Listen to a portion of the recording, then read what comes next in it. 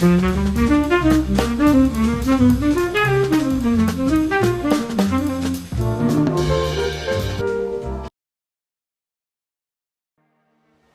up? What up, though? What up, though? I'm back with another reaction news with your boy Changing Narratives. What up, though? How y'all doing out there? I hope all is well. So today we're gonna jump right into it, man. I'm reacting to Erika Kirk, which is Charlie Kirk's wife. She went on the Fox News and she went off on all these conspiracy theories. One of the people that I could think about that does this a lot is Candace Owens. I respect Candace Owens and I like her logic and her way of thinking, and she could be over the top a little bit with this Charlie Kirk thing, in my opinion. I haven't watched all of her content to get her a full judgment, but I do know she covered this a lot because her and Charlie Kirk was supposed to be close friends. So we go get a 2-for-1 because I got Candace Owens watching Erika Kirk and she go get her opinion too, and then I'm gonna react off of what we hear because I'm seeing the first time with y'all. You know what I'm saying? So let's get to the story. Let's see what Erika Kirk was talking about. Charlie's book, his posthumous book, is coming out about the Sabbath, and she's speaking about the quote-unquote conspiracies as she sits down with a lot of these news anchors. So first and foremost, she's sitting down here with Harris Faulkner, and I just want to show you a couple of clips from this sit down, which is now trending. And she begins by addressing the question, which has been in the air, regarding where Charlie Kirk is buried. That question resurfaced this week in a big way because Milo Yiannopoulos and a few others have asserted with absolute certainty that Charlie has not yet been buried. That's what they're saying. They say they have proof of that. And at first, Harris Faulkner is asking about that claim. Take a listen. So, you know what I'm saying? So they basically conspiracy saying about where his body at. People trying to see where his body at. So for what? I don't know. So let's see what she said. Talk to me about this part of the conspiracies that are out there, this disturbing part that people are trying to guess where Charlie is. Can I have one thing? Can I have one thing? Can my children have one thing? Everything was public. We will be building the most beautiful memorial for my husband at Turning Point USA, and it will be for the world to see, and it will be spectacular, and it will have basically museum style for our Charlie, for my Charlie. But can I have one thing? Can my babies have one thing where we hold it sacred, where my husband is laid to rest, where I don't have to be worried about some secular revolutionary coming and destroying my husband's grave while my daughter is sitting there praying? One thing. This is my husband. Yes, he was Charlie Kirk to the world, and I know so many people love my husband, and I am grateful for that, but this is my husband, and I want to be able to have one thing left that is sacred to our family, to my in-laws, to my babies, and to my parents. One thing. I'm gonna let her go Okay, ahead. so on its face, I actually agree with that. I think that when people are being buried and where they're being buried and how their funerals are done, that is very private matter, okay? So objectively, I agree with what she's saying, okay? But subjectively, because we are dealing with the subject of Erika Kirk and what transpired immediately following Charlie's assassination, this is going to be read as Meghan Markle syndrome, okay? Meghan Markle syndrome, where you want privacy when you want it, but you want publicity whenever you want it, and that just doesn't work, okay? It doesn't work that way. I honestly think it was said best by Bethany Frankel, not related to this situation. Bethany Frankel is on Real Housewives, a reality show. And she was referring to one of the housewives who lived her life very publicly, showcased her marriage, was buying tons of Louis Vuitton bags, and they had tons of money. And then when their relationship soured, the housewife basically asked the public for privacy. And Bethany was like, no, this isn't how it works. Like, we were riding with you on the way up, we're riding with you on the way out. You don't get to like pick and choose when you want privacy and when you don't want privacy. And subjectively, in the matter of Erika Kirk, this is the same person who had somebody record her over Charlie Kirk's casket. That was not our business, truly. And I can say that decision was made by her. And there is, some credence to the claim that everybody grieves differently. I wouldn't even record myself over a casket ever, okay? Some people maybe perhaps want to have that memory. But the decision to publish that, you crying over your husband's casket, and to publish his dead body on Instagram was a decision that was made by Erika. And we can watch that. Take a look. Whoa, I didn't know she... I love you. I love you. I know. I love you. I love you. Yeah, that's not for the people, man. God bless you. It's not for the people, man. No. I agree. I'm agreeing That with is Candace an on that one. incredibly personal and an incredibly... Look, I'm agreeing with Candace on that on that one. I didn't know she even did that. That's kind of wild. But from another angle, I don't know if I'm the only one thinking this, but Charlie Kirk, now that I'm looking at his wife, she don't seem authentic to me.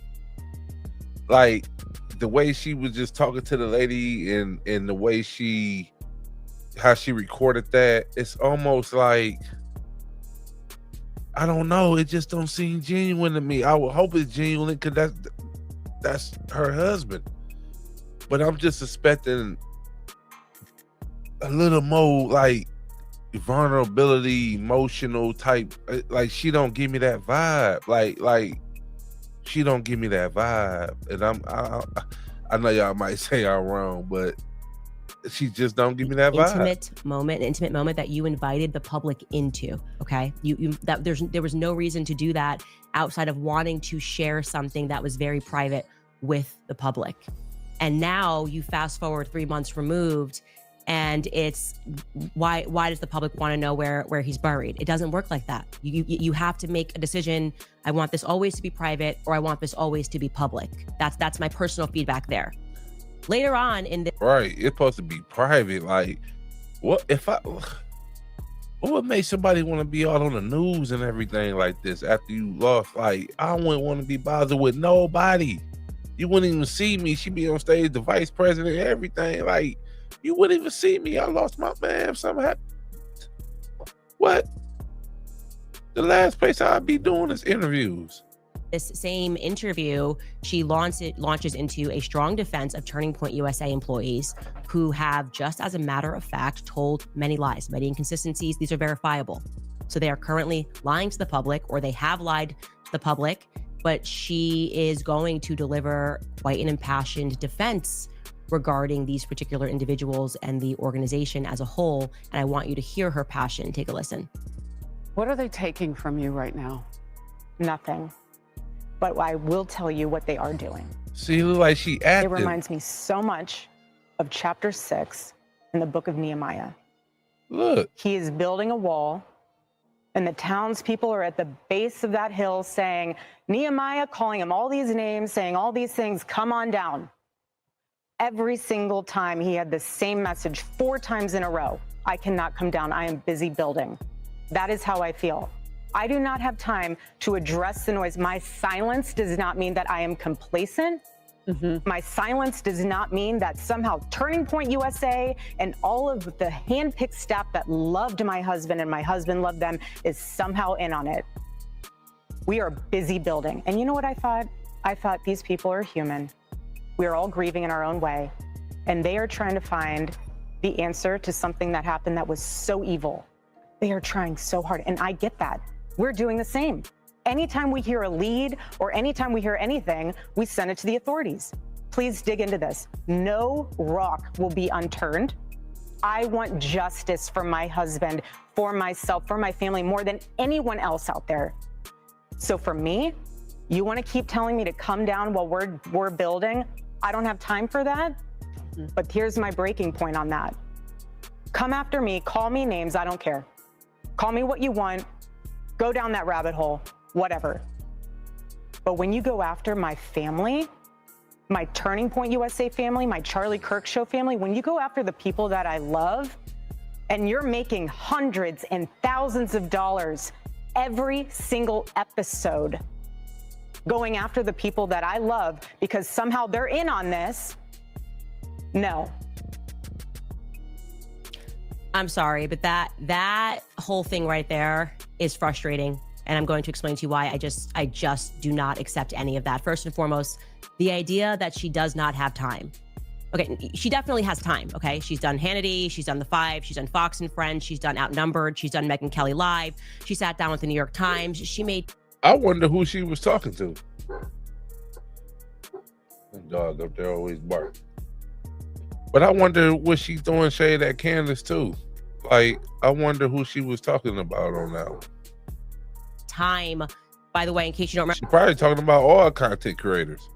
To fly to DC for Sergio Gore to be sworn into the ambassador to India, as the ambassador to India, which feels kind of obscure and not necessarily related to Turning Point USA affairs, building affairs, or whatever it is. But sure, that's fine. I mean, obviously, you're also allowed to be a person if that's the homie and that's what you want to do, sure. But we are indeed speaking about a coast-to-coast flight to stand up next to somebody and basically say, Charlie loved you. That was like the whatever 15-second speech that she gave, right? Here's actually, we have a clip of that speech that she gave.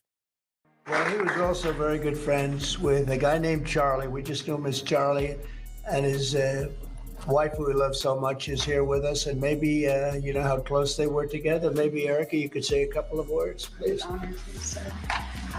Charlie loved you. It's hard not to get emotional because I know that he would have been the first phone call when he found out that you were going to be taking this position. And the way that I was able to witness the two of you work together for years and to champion and support the president was absolutely humbling to witness. And I am so proud of you.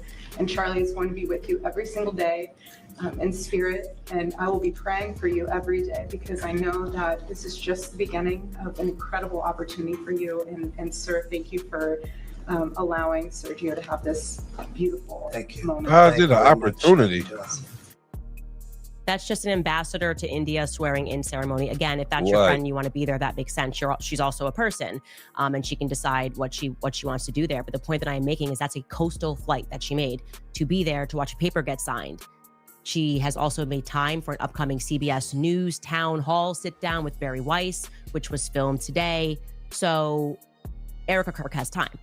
She has time. It is just what she means to say, not her priority, which is you are allowed to prioritize things in your own life. But this is not a matter of time constraint. It is not her priority to respond to the majority, actually.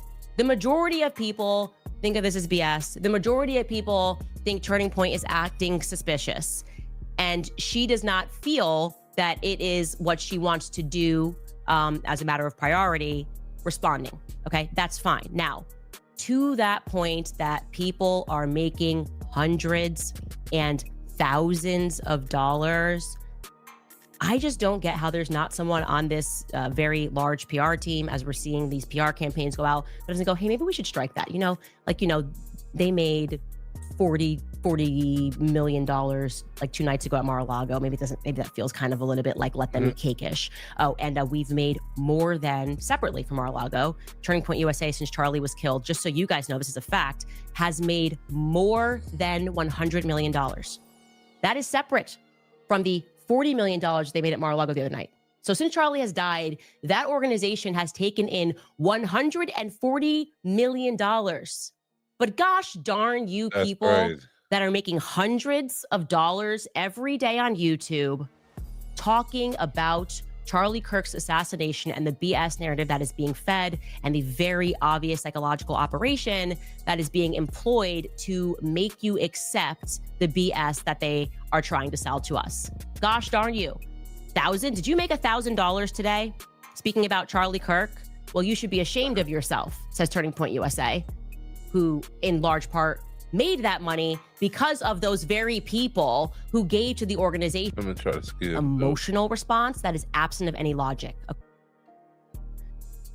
When Sachs died in a horrifically violent way. Because Candace be going on. Yeah, but I saw him go out in the middle. He put something in his car in the trunk. He was looking shady. That's not evidence. How dare you find that to be suspicious? More nosy neighbors start discussing, and they were like, hey, we heard them. They were having actually a heated argument before she was found dead. I think it was about money. All of a sudden, next thing you know, you got Allie Stuckey from the HOA. She blasts out an email and she says, it's unbiblical. It's unbiblical to gossip. Hearing an argument is not hard evidence. You have no right to discuss it. Yeah, we're the nosy neighbors, okay? We put together a list of 20 verifiable lies that have been told in the weeks following this sudden death event. And yeah, we have some questions. Yeah, so as you can see, Candace ain't backing down with what she doing. She gonna continue to do what she do, and ain't nobody gonna be able to stop her. I agree with Candace, because I feel like Charlie Kirk wife want to be seen. She doing all these speeches with the president. She going on all these podcasts. I don't even understand how she can do that. Like, with a death like that and the way it happened so tragic, I wouldn't want to be in front of no camera. But that's just my opinion. Y'all let me know in the comments what y'all think, man. Like the channel, keep me in the algorithm. I'm almost monetized. Almost. I'm gonna keep going. And God bless to all of y'all who watch this. You feel me? Peace. I'm out.